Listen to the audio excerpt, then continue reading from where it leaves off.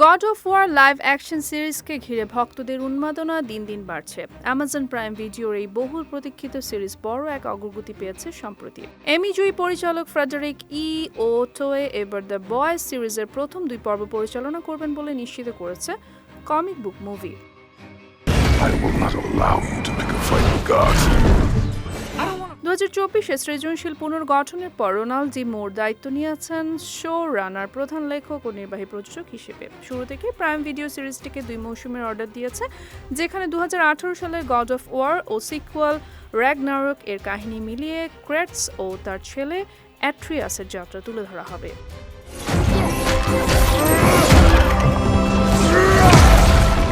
এদিনে নেট দুনিয়ায় নতুন করে গুঞ্জন ছড়িয়েছে কাস্টিং নিয়ে। স্কুপার ড্যানিয়েল রিচম্যানের দাবি ম্যাক্স পার্কার বালজুর চরিত্রে অভিনয়ের জন্য আলোচনায় আছেন এবং ওয়ালাফুর দারি ওয়ালাফসন বিবেচনায় আছেন থর চরিত্রের জন্য।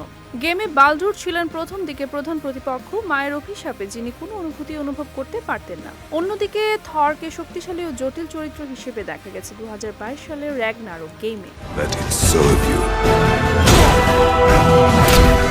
ক্রেটস চরিত্রে কে অভিনয় করবেন তা এখনও নিশ্চিত নয়। অনেক ভক্ত এখনও ডেভ বাউতিস্তাকেই সবচেয়ে উপযুক্ত পছন্দ হিসেবে দেখছেন। ডেডলাইনের তথ্য মতে সিরিজে দেখা যাবে ফেই এর চিতাভস্য ছড়িয়ে দেওয়ার অভিযানে বেরিয়ে পড়া ক্রেটস অ্যাট্রিয়াসের সেই আবেগঘন যাত্রা, সম্পর্কের বিকাশ এবং ক্রেটসের অতীতের রহস্যময় ইতিহাস।